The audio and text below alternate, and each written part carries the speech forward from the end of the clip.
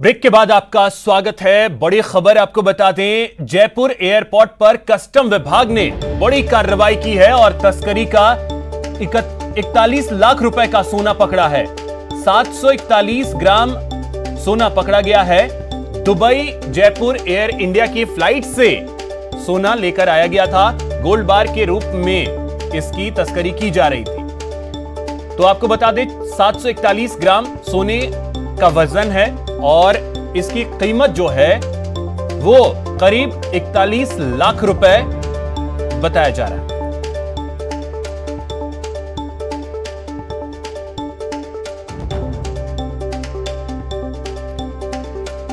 तो जिस यात्री को पकड़ा गया है उससे पूछताछ भी की जा रही है। कस्टम विभाग ने जयपुर में यह बड़ी कार्रवाई की है। राकेश हमारे सहयोगी अधिक जानकारी के साथ जुड़ गए। राकेश, लगातार सोना तस्कर पकड़े जा रहे हैं जयपुर में, इसको लेकर क्या अपडेट इस वक्त? बिल्कुल, देखिए अभिषेक, जिस तरीके से फेस्टिव सीजन चल रहा है और जो लोग बाहर से आने वाले हैं उनके साथ जो तस्करी में शामिल लोग हैं, जो गिरोह हैं, जो प्रोफेशनल जो तस्कर हैं, वो इनके साथ ऐसे सामान भेजते हैं जिसमें छुपा कर के सोना भेजा जाता है, तस्करी की जाती है बड़े लेवल पर। और इसमें खासतौर पर जो सबसे बड़े सरगना राजस्थान में जो शामिल है वो सिखावटी इलाके में सबसे ज्यादा लोग सामने आते हैं। उसी तरीके के ये जो कार्रवाई हुई है उसमें जब कस्टम विभाग के अधिकारियों ने इससे गहनता से पूछताछ की, क्योंकि इसने कहीं भी रिकॉर्ड पर नहीं लिया था जो सोना आ रहा था। तो जब इसकी पूरी स्कैनिंग की गई, स्कैनिंग के दौरान ये सोना पकड़ा गया है और 741 ग्राम की ये गोल्ड बार है। और ये गोल्ड बार बहुत गोपनीय तरीके से लाई जा रही थी एयर इंडिया की फ्लाइट से। तो अब कस्टम विभाग के अधिकारियों ने जो इससे पूछताछ की है, चूंकि जो लाने वाला व्यक्ति है वो इतना सक्षम नहीं कि 41 लाख रुपए का सोना बिना किसी परमिशन के वो लेकर के आए, तो इसके साथ इसमें गिरोह में कई लोग शामिल हो सकते हैं। तो पूछताछ की जा रही है। दूसरा, विदेश यात्राएं इसमें किसकी हैं, इसका पासपोर्ट अभी जब्त कर लिया है और उसके संबंध में पूछताछ की जा रही है। तो अभी बहुत शुक्रिया राकेश आपका तमाम जानकारी के लिए।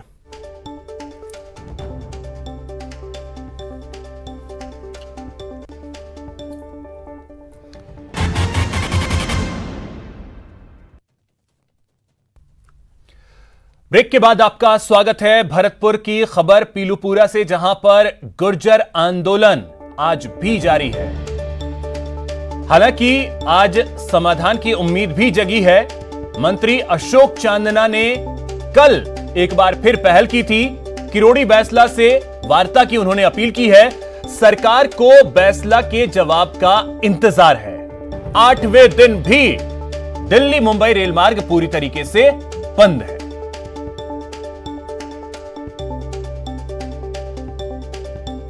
वहीं बूंदी में भी गुर्जरों ने आंदोलन शुरू किया हुआ है। इंडौली में गुर्जर आंदोलन यहां कर सकते हैं, रोड जाम कर सकते हैं। सुबह 11 बजे गंगरावल महाराज मंदिर में बैठक होगी। बैठक के बाद NH-52 को जाम करने पर विचार किया जा सकता है।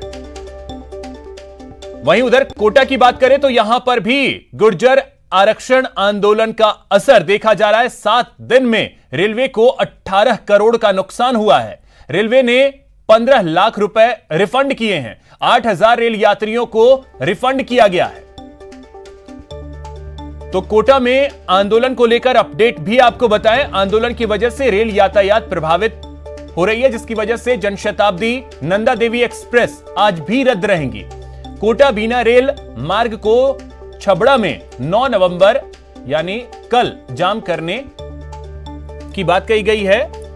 गुर्जर समाज ने चेतावनी दी है कि 9 नवंबर यानी कल से यहां भी जाम कर दिया जाएगा रेलवे ट्रैक को।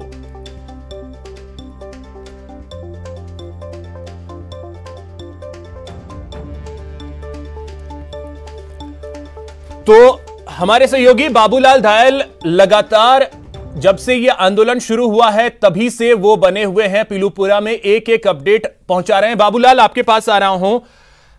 आज क्या यह उम्मीद की जानी चाहिए कि शायद समाधान निकले, क्योंकि अशोक चांदना ने एक बार फिर से पहल की है, बैसला के जवाब का इंतजार किया जा रहा है? बिल्कुल अभिषेक, हर उगता हुआ सूरज उम्मीद की किरण लेकर के आता है और आज फिर से ये उम्मीद जगी है। लेकिन ये क्या अंजाम तक पहुंचेगी, शाम तक इंतजार करना होगा। लेकिन कल शाम को मंत्री अशोक चांदना ने बयान जारी कर कहा कि कर्नल किरोड़ी बैसला उनके पिता तुल्य हैं, सरकार के दरवाजे खुले हुए हैं और कर्नल जहां कहेंगे वहां वो बात करने के लिए जा सकते हैं, यानी कि चाहे वो हिंडौन बुलाए चाहे बयाना बुलाए। तो उन्होंने कहा कि सरकार ने अपनी ओर से खुला मन रखा हुआ है गुर्जर आंदोलनकारियों से बात करने के लिए, इसलिए हम एक बार फिर वार्ता की पहल कर रहे हैं। गेंद अब कर्नल किरोड़ी बैंसला और उनके बेटे विजय बैंसला के पाले में है। वो क्या जवाब देते हैं सरकार को, उनके यानी कि निर्देश का इंतजार है, उनके जवाब का इंतजार है खासतौर से। और अभी खबर आ रही है कि दशहरी गांव है जहां पर कुछ गुर्जर पंच पटेल इकट्ठा हो रहे हैं और वो कर्नल बैंसला को मनाने के लिए जाएंगे और उनसे इस आंदोलन को वापस लेने की मांग करेंगे। दशहरी गांव पीलूपुरा के ठीक सामने पड़ता है और वहां पर गुर्जरों का स्ट्रॉन्ग होल्ड है। ये जो 80 गांव बताए जाते हैं उनमें से दशहरी गांव भी बड़ा गांव माना जाता है गुर्जरों का। तो वहां पर गुर्जर समाज के लोग एक जगह इकट्ठा होकर के और फिर राय मशवरा करेंगे और फिर कर्नल बैंसला या फिर विजय बैंसला के पास जाकर के और उनसे कहेंगे कि आप आंदोलन वापस लीजिए, इस वक्त आंदोलन का कोई औचित्य नहीं है। सरकार ने जो मांगे मानी जा सकती थी उन्हें मान लिया है और आप अब जिद मत कीजिए। तो उनकी बात को किस तरह से कर्नल लेते हैं, लेकिन इस वक्त कर्नल रक्षात्मक मुद्रा में हैं। चौतरफा दबाव उनके ऊपर पड़ रहा है। सरकार ज्यादा दबाव में नहीं आ रही क्योंकि सरकार ने अपनी जो वो दे सकती थी उससे कहीं ज्यादा दे दिया है। और बैकलॉग हो चाहे आप अंडर प्रोसेस जो वैकेंसीज है उनमें उनकी बात हो या फिर सीरियस नेचर के जो केसेज है उनको लेकर सरकार के हाथ में ज्यादा कुछ है नहीं। तो सरकार ने ना कोई हामी भरी है और ना कोई आश्वस्त किया है, बस ये कहा है कि हम जो कर सकते हैं वो करेंगे। आप बातचीत की टेबल पर आइए, आप जिद मत कीजिए और आम जनता को परेशान मत कीजिए क्योंकि दिल्ली मुंबई रेल मार्ग पर कोई 90 यात्री गाड़ियां रोजाना चला करती है और पश्चिम भारत से उत्तर भारत का माल परिवहन भी इसी रेलवे ट्रैक से होता है। बहुत सारे लोग परेशान हो रहे हैं, लाखों यात्रियों की यात्रा टल गई है, रिफंड करना पड़ रहा है रेलवे को, आर्थिक नुकसान उठाना पड़ रहा है, राष्ट्रीय संपत्ति का नुकसान हो रहा है और आम जनता हिंडौन की, धौलपुर की, भरतपुर की, कोटा की, रामगंज मंडी की और गुजरात की, महाराष्ट्र की, दिल्ली की, यूपी की और जम्मू कश्मीर तक की परेशान हो रही है। वो इस रास्ते से जा नहीं पा रही है। तो उनकी यात्रा को बाधित करके और आप सरकार पर दबाव बना करके आखिर हासिल क्या करना चाहते हैं जब सरकार के हाथ में देने के लिए कुछ है ही नहीं। तो फिर इस तरह की बेवजह की जो मांगे हैं उनके बारे में कर्नल बैंसला को सोचना ही पड़ेगा और बातचीत की टेबल पर उन्हें आना ही पड़ेगा। जो मंत्री अशोक चांदना पिछली मर्तबा आए थे उनके बुलावे पर, जब वो गए तो उन्हें बहुत अच्छा नहीं लगा था क्योंकि 2 बार कर्नल ने उन्हें कहा कि आप हिंडौन आ जाइए, हिंडौन में मना किया, फिर उसके बाद वो पीलूपुरा की ओर गए तो रास्ते में पेड़ काट करके रास्ता अवरुद्ध कर दिया गया था। तो सरकार ने हमेशा अपनी ओर से बातचीत का सिलसिला जारी रखा हुआ है। नीरज के पवन 2 दिन एक्सरसाइज करके गए, रामलाल गुर्जर, हेमराज गुर्जर जो कि गुर्जर समाज के RAS ऑफिसर हैं वो यहाँ पर बातचीत कर रहे हैं। यहाँ के जो करौली के SP और कलेक्टर हैं वो लगातार संवाद बनाए हुए हैं। भरतपुर का जिला प्रशासन जो है वो हर वक्त बातचीत के लिए तैयार रहता है। तो ऐसी सूरत में सरकार ने दरवाजे बंद किए नहीं पिछले 8 दिन में। बिल्कुल बाबूलाल, तो सरकार अब कर्नल बैंसला को सोच के रखे हैं। अब साथ ही दूसरा प्रेशर अपने समाज की तरफ से भी अगर पड़ता है तो बैंसला उसके बाद क्या करते हैं इस पर नजर रहेगी। लेकिन जो आपने बात कही, समस्याएं सभी के साथ हैं और सबसे बड़ी बात है कि दीपावली जैसा पर्व नजदीक है, ऐसे में लोग घर आना चाह रहे हैं, उनके लिए समस्याएं। बहुत शुक्रिया बाबूलाल, तमाम जानकारी के लिए। आप नजर भी बनाए रखिए, बैंसला के जवाब का इंतजार फिलहाल रहेगा। अब बड़ी खबर आपको बताते हैं, पंचायती राज चुनाव 2020 की कांग्रेस उम्मीदवारों का चयन पूरा हो गया है। गोविंद सिंह डोटासरा ने पर्यवेक्षकों को सिंबल दे दिए हैं जो आज उम्मीदवारों को बांटे जाएंगे। पर्यवेक्षक और प्रभारी मंत्री सिंबल देंगे उम्मीदवारों को। जिला परिषद और पंचायत समिति के चुनाव होने हैं, इसको लेकर सिंबल दिए जाएंगे आज। वहीं सचिन पायलट ने कहा कि पंचायत चुनाव में कांग्रेस की जीत होगी। कांग्रेस के कार्यकर्ता नेता मजबूती के साथ काम कर रहे हैं। शहरों में हम जीते हैं तो गांव में भी हम जीतेंगे। जो बातें लोगों ने कही, हम लोगों ने कही, उसको पूरा करेंगे। उसमें कोई किसी को शक की आशंका नहीं होनी चाहिए। लेकिन जैसा मैंने कहा, सरकार भी और बाकी लोग भी अपने तरीके से काम कर रहे हैं और शांतिपूर्ण तरीके से समस्या का समाधान निकाल रहे हैं। लेकिन प्रोटेस्ट तो अभी तक चल रहा है, 6 दिन 7 दिन हो गए रेल की पटरियां रुके हुए। इसमें मैंने कहा वार्ता जारी है और मुझे लगता है कि बहुत जल्द अच्छे तरीके से, शांतिपूर्ण तरीके से, अच्छे माहौल में समस्या का समाधान निकालेंगे। जो कदम उठाने हैं या उठाए जा रहे हैं सही समय पर आप लोगों को पता पड़ जाएगा। लेकिन हमारा उद्देश्य आज ये है कि कैसे हम पार्टी को और मजबूत करें, क्योंकि चुनाव भी बहुत ज़रूरी है, तो सब लोग उसमें लगे कि हम अपने पार्टी के सिंबल पर लोगों को जिताएं ताकि गांव की सरकार कांग्रेस की बने। एमएसपी को लेकर हमारे संघर्ष इस बात पर है कि एमएसपी को खत्म ना करें, मंडियों को खत्म ना करें। हमारे जो 3 कानून बने हैं उससे लगता है लोगों के अंदर एक विश्वास पुनः पैदा हुआ है कि प्रदेश की सरकार और कांग्रेस पार्टी किसान हितैषी है और भाजपा के हर किसान विरोधी जो कदम उठाएंगे उसका विरोध हम करेंगे। वहीं बात बीजेपी की करें तो बीजेपी अपने प्रत्याशियों के नामों का ऐलान जल्द कर सकती है। आज दोपहर को प्रत्याशियों के नाम का ऐलान होगा। पंचायत समिति वार्डों की संबंधित जिलों से घोषणा की जाएगी। जिला परिषद प्रत्याशियों की घोषणा भाजपा मुख्यालय से होगी। तो बीजेपी आज अपने प्रत्याशियों के नाम का ऐलान करेगी। दोपहर बाद सभी प्रत्याशियों के नामों का ऐलान कर दिया जाएगा।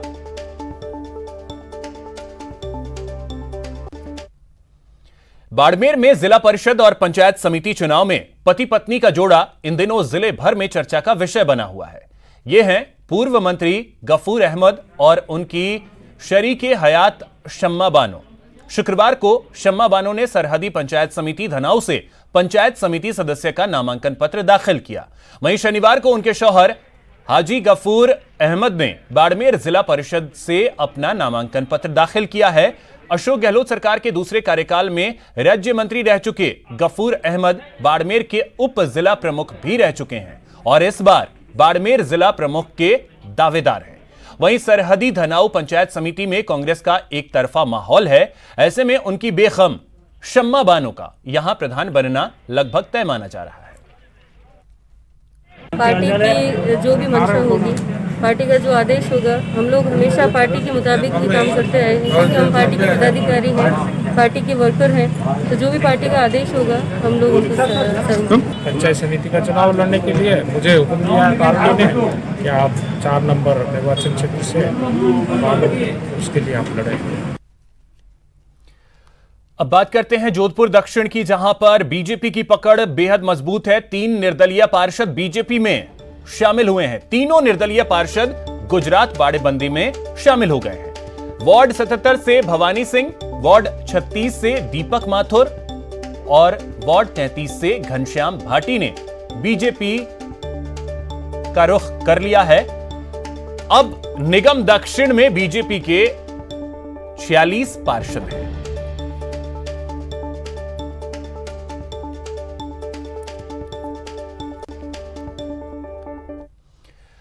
वहीं नगर निगम चुनाव के बाद निकाय चुनाव के कार्यक्रम का भी ऐलान हो गया है। राज्य निर्वाचन आयोग की घोषणा के साथ ही 11 जिलों के 42 निकायों में आचार संहिता लागू हो गई है।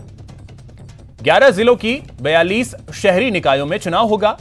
7 नगर परिषद, 35 नगर पालिकाओं में चुनाव होने हैं। 23 नवंबर से नामांकन शुरू होगा। 27 को नाम वापसी का अंतिम दिन है। 11 दिसंबर को मतदान होना है और 13 दिसंबर को परिणाम आएंगे। 20 दिसंबर को अध्यक्ष, 21 दिसंबर को उपाध्यक्ष पद के लिए चुनाव होगा।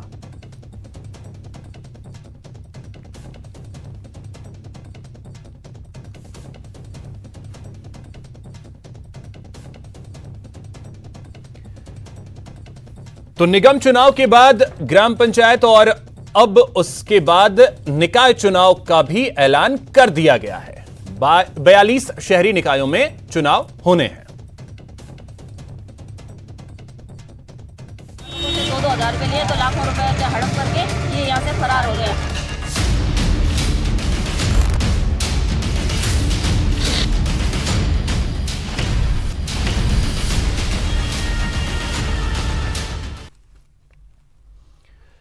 आज हम आपको राजस्थान के ठगों से मिलवाते हैं। अलग अलग शहरों में अलग अलग तरीके से ठगों ने इन घटनाओं को अंजाम दिया। सबसे पहले बात जयपुर की। बुरी बला है और ये बला न जाने क्या कुछ करा देती है। जी हाँ, राजधानी जयपुर में एक ऐसा मामला सामने आया है जिसमें महज 12,50,000 रुपए के नाम पर 1 करोड़ की ठगी हो गई। जी हाँ, राजधानी के सैवर थाने में ऑनलाइन ठगी का एक चौंकाने वाला मामला सामने आया है। जयपुर के मान सरोवर में रहने वाले बुजुर्ग व्यक्ति से 1 करोड़ 20 लाख रुपए की ठगी की गई है। ये ठगी केवल 12,50,000 रुपए की इनामी राशि देने का लालच देकर की गई।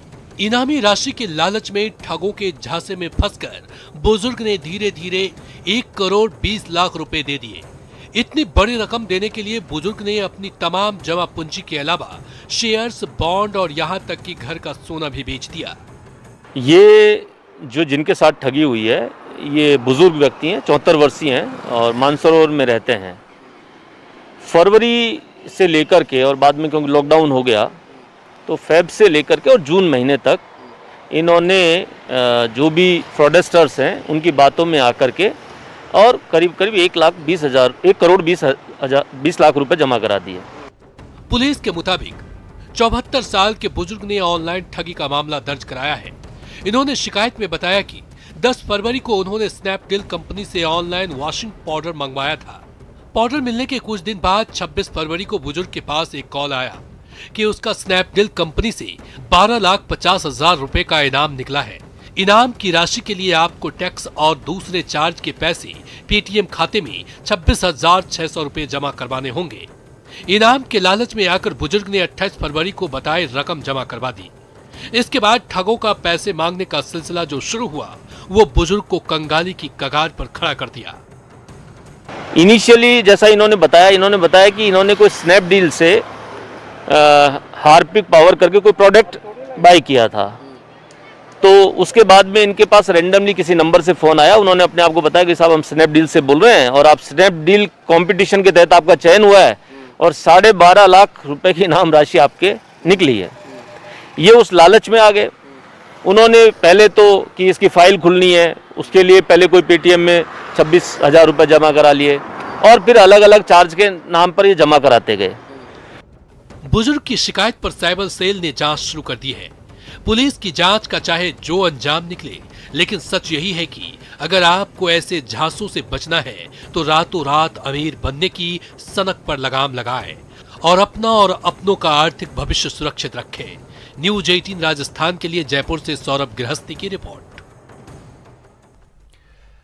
अब एक बड़ी खबर आपको बता दें, होशंगाबाद से ये बड़ी खबर जहां पर कोटा के पार्षदों की पचमढ़ी में बाड़ेबंदी, बीजेपी पार्षदों को पचमढ़ी लाया गया है। पुलिस सुरक्षा में करीब 40 पार्षद वहां लाए गए हैं। महापौर चुनाव को लेकर खरीद फरोख्त न हो इसकी आशंका को देखते हुए बीजेपी लगातार जगह जो है अपने पार्षदों की बदल रही है। पचमढ़ी के hotel Champak bungalow, Glenn view और सतपुड़ा ट्रीट में रुकवाया गया है। सभी होटल के बाहर पुलिस सुरक्षा पुख्ता कर दी गई है। बाहरी व्यक्ति का प्रवेश होटल में बंद कर दिया गया है।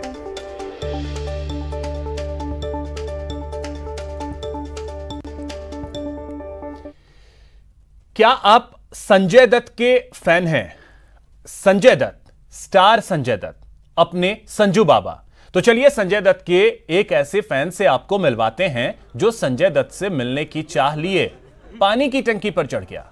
टंकी पर ही नहीं चढ़ा, युवक ने अपने गले में रस्सी का फंदा भी डाल लिया और करने लगा डिमांड, कोई तो मुझे संजय दत्त से मिलवा दो, कोई तो संजू बाबा को बुला दो। तस्वीरें चूरू जिले के रतनगढ़ की हैं। 21 साल का राकेश शर्मा करीब 6 घंटे से भानीधोरा स्थित पानी की टंकी पर चढ़ा हुआ है। मौके पर एडिशनल एसपी सीताराम माहिच, तहसीलदार धीरज झाझड़िया, डीवाईएसपी नरेंद्र शर्मा, सीआई महेंद्र कुमार, पालिका ईओ भगवान सिंह राठौड़ सहित कई अधिकारी और पुलिस के जवान वहां मौजूद हैं। मौके पर लोगों की भारी भीड़ इकट्ठा हो गई। तस्वीरें आप देख सकते हैं।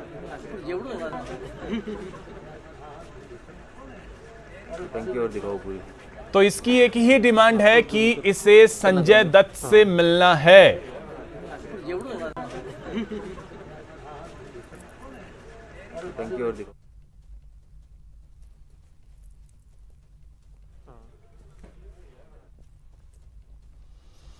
राजधानी जयपुर के मानसागर झील इस साल शांत सी नजर आ रही है। यह वही मानसागर झील है जहां हर साल कई महाद्वीपों के सैकड़ों प्रजातियों के हजारों पक्षियों के झुंड प्रवास पर आया करते हैं। वहां का जायजा लिया हमारे सहयोगी अरबाज अहमद ने।